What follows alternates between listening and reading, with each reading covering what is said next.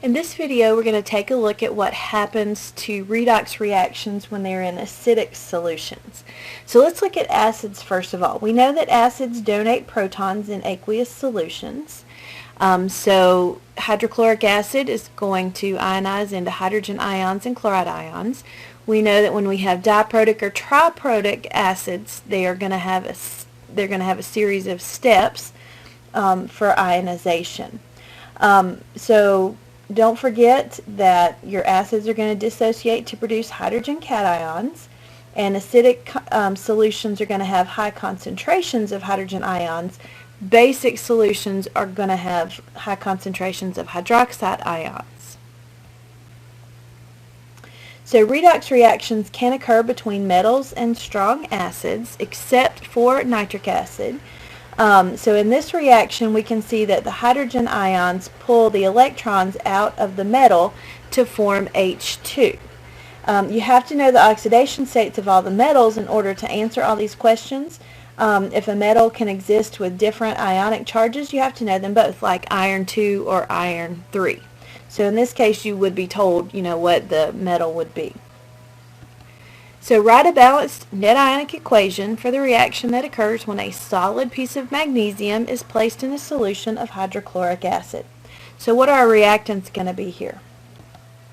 We're going to have magnesium plus our hydrogen ion. Excuse me. The chloride ion is going to be left out because it's going to be a spectator. So what are our products going to be?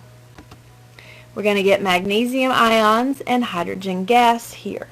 Now to balance this equation, we have to put a 2 in front of the hydrogen ion. Note that the charges have to balance as well because no electrons are lost or gained in the overall reaction. They're transferred from one species to another. So what gets oxidized? It's going to be the magnesium because it lost 2 electrons, and the hydrogen ion is going to be reduced because its oxidation number went from +1 to 0. Let's talk specifically about what happens between metals and nitric acid. Nitrate will oxidize metals that hydrogen cannot, and you can see this equation here. Another possible product would be NO2 gas. That's produced when we have concentrated nitric acid solutions. Nitrogen monoxide is produced in dilute nitric acid solutions. Either product would be acceptable based on the scoring guidelines from past examples. Another possible product might be ammonium NH4+ in a very dilute nitric acid solution, but I wouldn't really worry too much about that one. The hydrogen ion from the nitric acid is left out here, but it's not actually a spectator ion. The hydrogen ions will appear when we balance this equation. They're involved in the production of water. So let's look specifically about what happens when we have a copper penny placed in a solution of nitric acid. You have to be able to predict the products first of all. Remember again, NO2 might be a possible product if the concentration of nitric acid in the solution is high. You do have to know the possible ionic charges of your D and your P block elements in order to predict the products correctly. You have to use a special procedure to balance this type of equation, and on the next several slides we're going to learn how to balance these types of redox reactions that take place in acidic solutions. And as you can see, this is called the half reaction method. Alright, so here we go. Step number 1 is to write the 2 unbalanced half reactions, your oxidation and your reduction. And number 2, you're going to balance all of the atoms except for oxygen and hydrogen. So number 3, balance for oxygen by adding water molecules. So you add those water molecules to whatever side has less oxygen atoms. You add as many as you need to make the number of oxygens on both sides equal. In step number 4, you're going to balance hydrogens by adding H+ ions.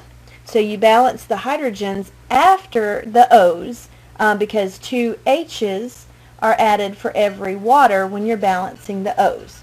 You add hydrogen ions to whatever side has fewer. You add as many as you need to make the number of hydrogens on both sides equal.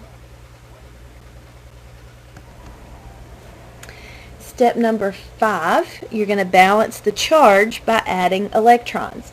So you balance the charges by adding electrons to one side.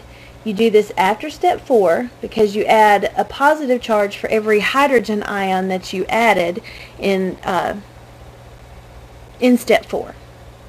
And then step number 6, you're going to cross multiply to cancel your electrons.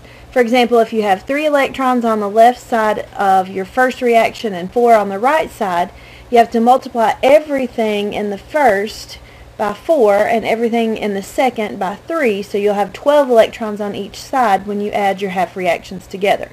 You're going to do this so that you do not end up with any electrons in your final balanced equation and to balance 4 charges in the final equation.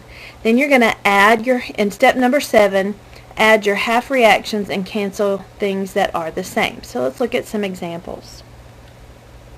So here we have our copper solid plus nitrate to give us nitrogen monoxide and copper plus 2. So step number 1, we're going to write our unbalanced half reactions. So let's start with our reduction reaction, which is your nitrate going to NO. Now we're going to balance for all atoms except for oxygen and hydrogen. Okay, well, nitrogen is already balanced here. Then we've got to balance for oxygens by adding water. So notice that we have to add 2 waters to the right hand side so that we end up with 3 oxygens on both sides. Now we're going to balance our hydrogens by adding H+. So we need to add 4 H pluses to our reactant side. Alright, and then we want to balance the charges by adding electrons.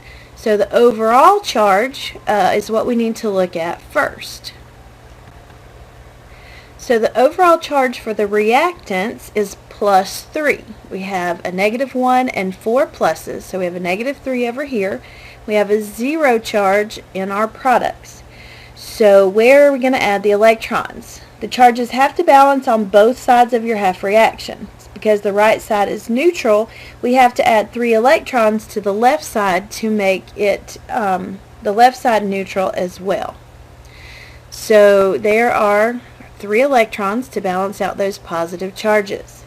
Now we know that this is the reduction half reaction because the electrons are being gained on the left side. Nitrogen is gaining electrons. The oxidation number of your nitrogen is going to change from +5 to +2. So it gained the 3 electrons, which means that it was reduced. Alright. We still are, now we're going to look at our oxidation reaction. So the oxidation half reaction is our solid copper going to copper plus 2. Now we're going to balance all of our atoms except for O's and H's. Well, we don't have any O's and H's. Copper is already balanced. We don't need to balance H's either because we don't have any hydrogens. Now we need to add our electrons. So the overall charge for the right side is plus 2. So where are we going to add our electrons? We're going to put those on the right because our reactant side is already neutral. So we need to balance out our plus 2 charges with 2 electrons. Now let's look at our 2 half reactions that we've come up with. Our reduction half reaction is what we got from balancing our reduction reaction, and our oxidation half reaction is what we just did. So what do we have to do to each reaction to make our electrons cancel? We have 3 electrons in our reactant side. We have 2 electrons in our product side. So we want to have 6 electrons.